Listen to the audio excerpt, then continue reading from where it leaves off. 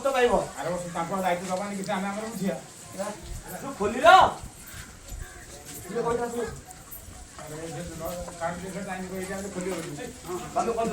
ମା ଆର ବର୍ଷଠୁ କହନ୍ତୁ କେତେବେଳକୁ ଖୋଲା ହବ ସମସ୍ତେ ଆସିଲେ ସେ କହିବ ଘଡ଼ି ପାଠ ଅଛି ସେ ଆଜିଠୁ ମୁଁ କହିଦେବ ବୁଲେଇକି ଯିଏ ଦେଖିଛି ଦେଖିଛି ଆଉ ତାଙ୍କ ଆର ବର୍ଷରୁ ଅପେକ୍ଷା କରୁଛୁ ଆମେ ଆମେ ଆମର ଦେଖା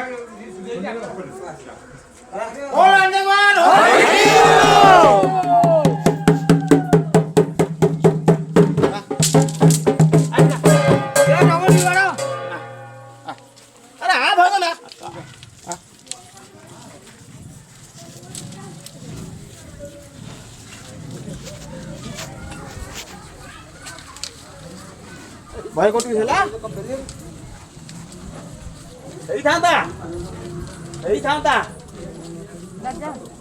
ହେଇଥାନ୍ତା ରଖିଦେଲି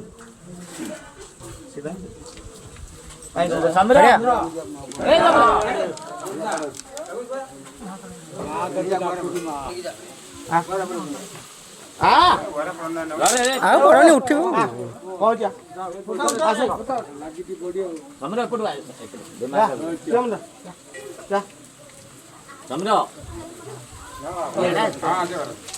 ସମସ୍ତେ ଅଛନ୍ତି ରମାସେ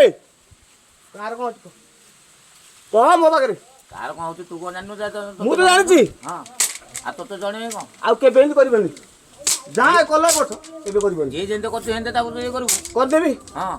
ଆଉ କରିକି ଦେଖା ଯିଏ ଯାହା କରୁଛି ମା ଦେଖା କରିକି ଦେଖେଇଲେ ସେ ଜାଣିବ ଯଦି କରୁଥାନ୍ତୁ ଏତେ ଅବହେଳା ହଉନଥାନ୍ତା କରିକି ଦେଖା ଦେଖେଇବି ଯିଏ ଭୋଗିଛନ୍ତି ସେ ଆଇଛନ୍ତି ଆଉରୁ ଭୋଗେଇବି ପୁଣି କରିବ ଯୋଉମାନେ ଭୋଗିଛନ୍ତି ଆଇଛନ୍ତି ଯିଏ ଭୋଗି ନାହାନ୍ତି ସେ ଖାମକାଲି ବାବୁନ୍ତି ହଉ ଦେଖେଇଦେବି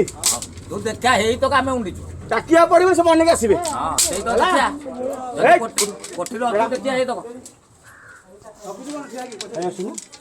ନାଇଁ ଆସିନି ଏ ବର୍ଷ ଟିକେ ଅସୁବିଧା ହେଲା ତ ଆସିନି ଆଉ ଗଲା ବର୍ଷ ଆସିବି ଆଉ ଆସିବୁ ହଁ ନିଶ୍ଚିତ ଛାଡ଼ିକି ରହିପାରିବ ଭଲ ନା ଛାଡ଼ିକି ରହିବି ଆସିବୁ? ହଁ ନିଶ୍ଚିତ ଆସିବି ହେଲା ଆଣେ ବଲଟା ଆଣେ ଆଉ ସର୍ତ୍ତ କାହିଁକି ଟିକେ ଶୁଣି